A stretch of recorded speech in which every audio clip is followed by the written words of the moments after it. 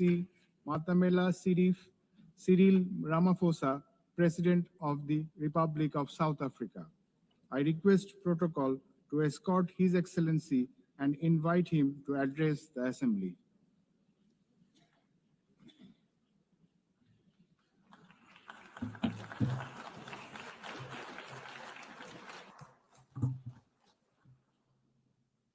Thank you, President of the 80th session of the UN General Assembly, United Nations Secretary General, Excellencies, Heads of State and Government, and ladies and gentlemen.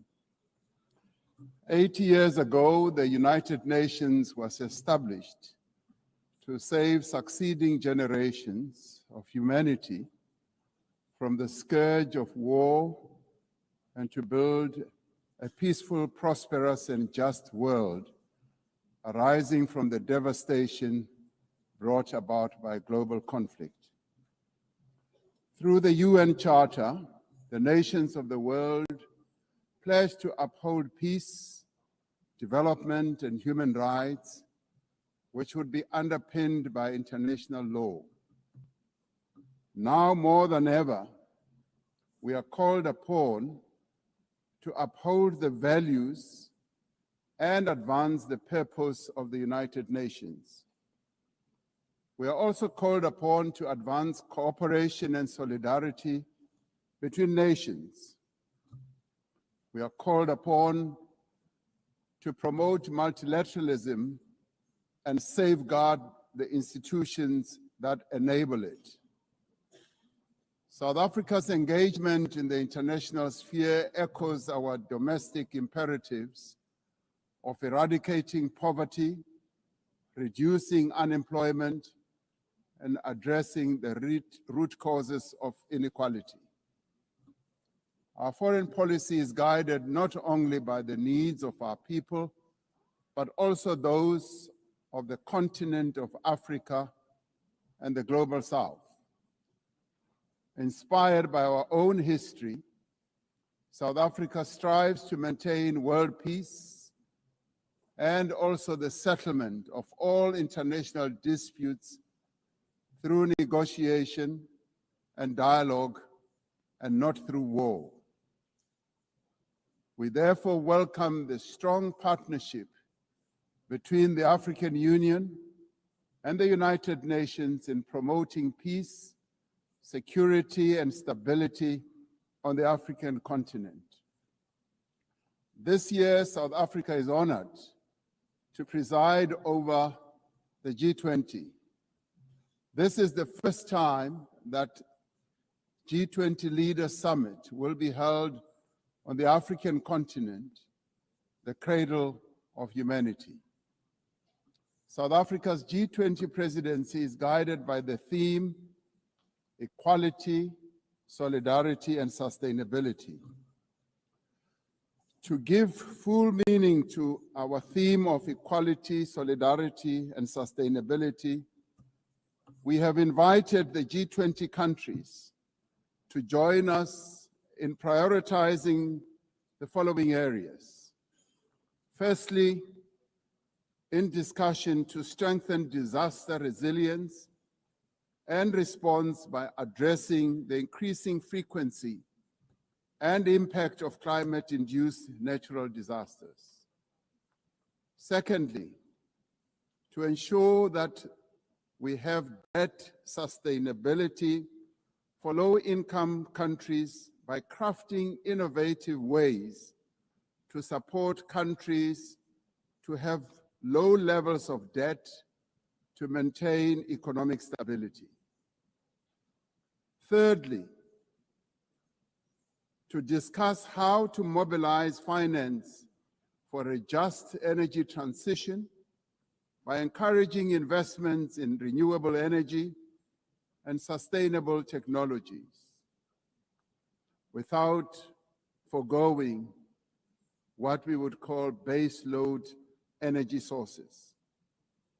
Fourthly, by harnessing critical minerals for inclusive growth and sustainable development through the value addition processes, that is beneficiation of these minerals at the source where the minerals are extracted, to foster the development of communities where these minerals are found.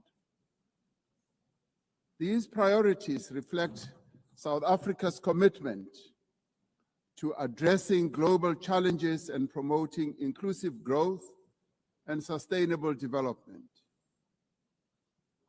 Our country's G20 presidency is a significant opportunity for South Africa to advocate for Africa's development agenda and to amplify African voices in global economic governance for a continent that is irreversibly on the rise.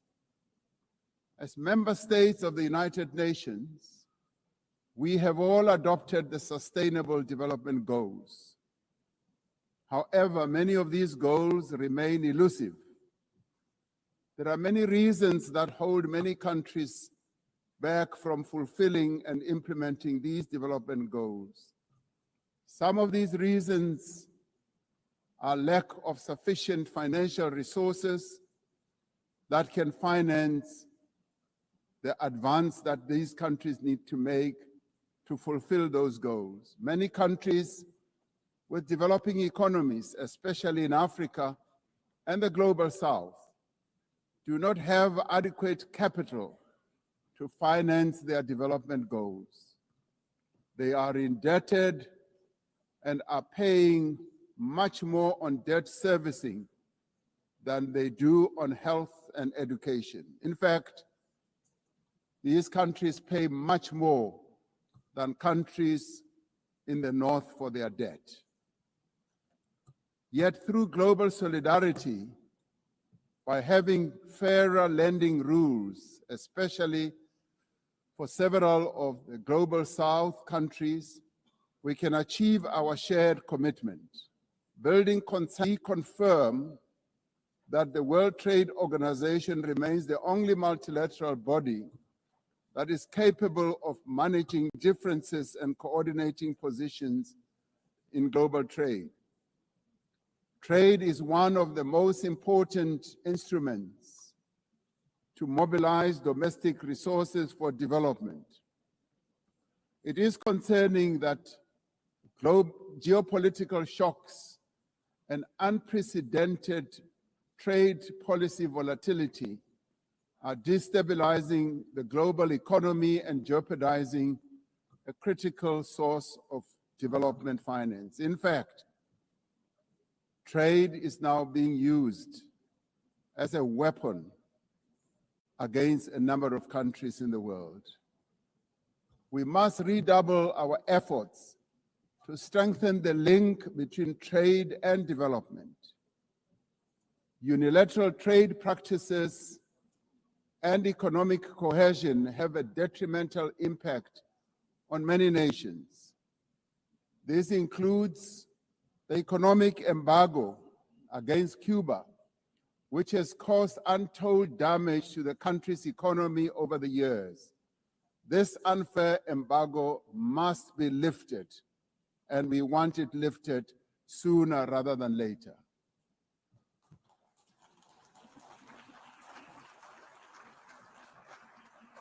In the midst of global trade uncertainty, the African continent is providing a pragmatic example of constructive collaboration and cooperation by using the African Continental Free Trade Area as an engine for sustainable growth and development. This will, with commitment, become the central pillar of economic cooperation and integration for our continent. As part of the effort to build more inclusive economies, South Africa's G20 presidency has launched an extraordinary committee of independent experts on global wealth inequality.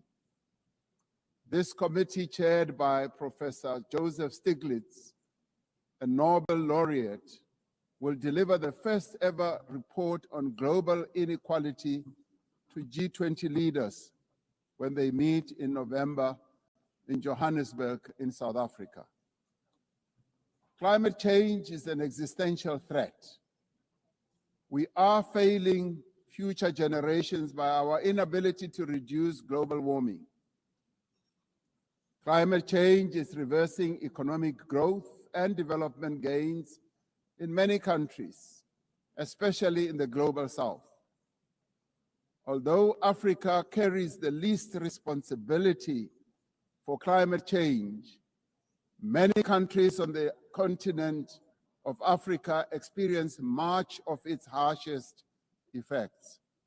Extreme weather events like floods and droughts are driving food insecurity, displacing populations, causing damage to infrastructure, and leading to the unnecessary loss of livelihoods. Member states must honor their undertakings and commitments in line with the guiding principle of common but differentiated responsibilities and respective capabilities. The Secretary General recently reported that global military expenditure has reached historic highs, just as the world is falling behind on its core development promises. We are building weapons when we should be building social infrastructure that advance the lives of our people. We are fighting wars that cause death and destruction when we should be fighting poverty and developing to silence possible to reach, and various multilateral processes for the maintenance of international peace and security is being willfully undermined. There is an increasing reliance on unilateral military action in contravention of international law. The United Nations Security Council has proven to be ineffective in its current form and composition in carrying out its charter mandate to maintain international peace and security. South Africa remains deeply concerned by the erosion of the credibility of the Security Council and its failures to ensure accountability and uphold international law. As the security and humanitarian situations in the Democratic Republic of the Congo, Sudan, Gaza, and elsewhere deteriorate, it is a matter of great concern that there are countries that continue to violate international law and also defy the United Nations establishment of the Hague Group for promoting accountability, not accept that member countries, the Charter, have pledged to uphold the UN Charter. We have the ultimate responsibility to ensure and protect the rights that South Africa brought before the International Court of Justice. There is growing global consensus. There is growing global consensus that Israel is committing genocide in Gaza. Just last week, the United Nations Independent International Commission of Inquiry found that Israel is responsible for the commission of genocide in Gaza.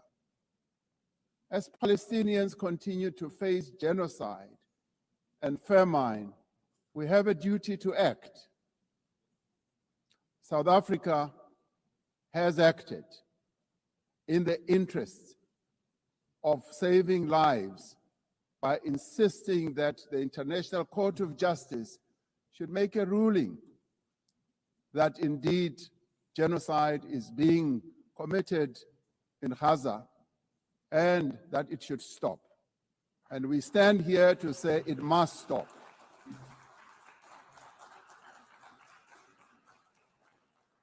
We welcome the historic high-level meeting held yesterday on the two-state solution yesterday in this very chamber.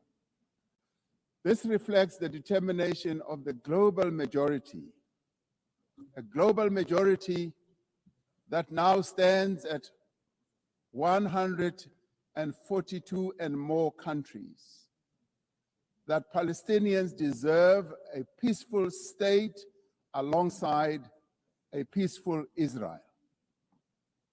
Many nations in the world are calling for that, and that is a voice that we believe that Israel should heed, and those powerful nations that can make a two-state solution viable and possible and implementable should act in that regard.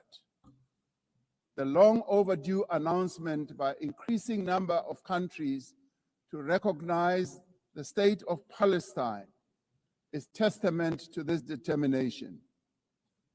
We have a responsibility as the member states of the United Nations to reaffirm the right also of self-determination of the people of Western Sahara.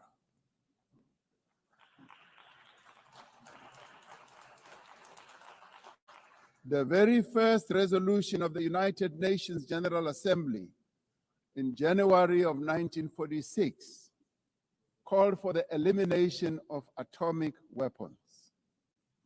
The resolution was passed shortly after the catastrophic use of atomic bombs on Hiroshima and Nagasaki that killed thousands of people.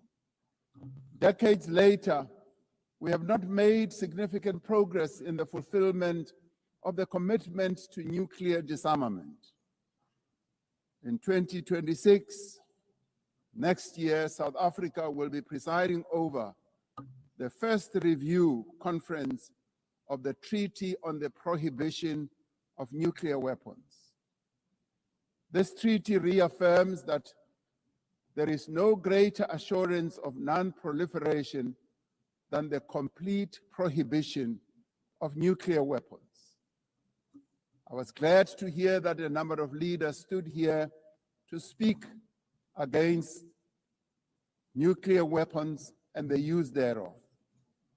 This year, we celebrate the 30th anniversary of the Beijing Declaration and Platform for Action as a roadmap for the achievement of gender equality, the empowerment of the women and girls of the world.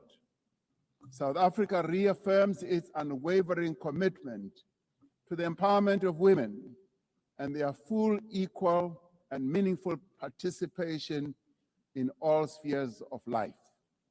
Yes, we would support also the election of a female Secretary General of the United Nations. The Beijing conference milestone reminds us of our shared responsibility to advance human rights, dignity, and justice for all. We are all equal, men and women, and there is no reason that we continue to hold the women of the world backwards. The right to development must be central to the policies and operational activities of the United Nations and its specialized agencies, programs, as well as funds. It must be at the core of the policies and strategies of the international financial and multilateral trading systems. As we celebrate 80 years of the United Nations, we must seize the opportunity to build a better United Nations for the next 80 years. What is needed now is a stronger and more capable United Nations, a United Nations that is based on the renewed commitment to its founding principles. We must invigorate the negotiations on the Security Council reform at the intergovernmental negotiations in the General Assembly, including by initiating text-based negotiations. The Security Council must be accountable It must also be representative. It must be democratic and effective in executing its mandate. We can no longer accept that a large portion of the world's population is not represented in the United Nations Security Council. My own continent, Africa, home to 1.4 billion people, as well as South America, are not represented in the United Nations Security Council. This is unjust, this is unacceptable, and it must end. We want representation in the Security Council. We look forward to working with the Secretary General on the UNGA80 initiative to ensure that our organization works more effectively and efficiently. Mandates given by member states must be implemented, and the necessary structural changes and program realignment must be implemented across the UN system. In the face of the decrease in funding to the United Nations to fulfill its mandate, the UNGA80 initiative is important to maintain the integrity of the multilateral system and to uphold international law. Lastly, I am reminded that our collective membership of the United Nations is our shared humanity in action.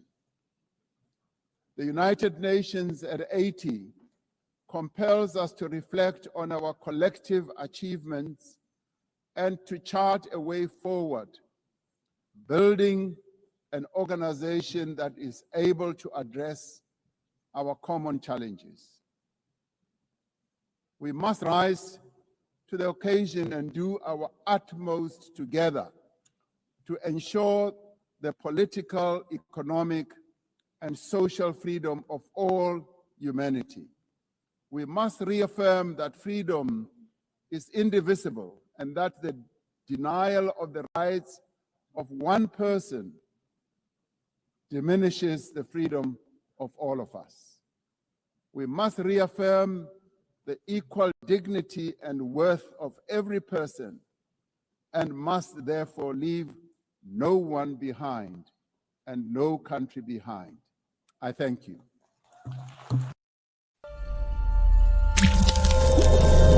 Insofar as the court had to include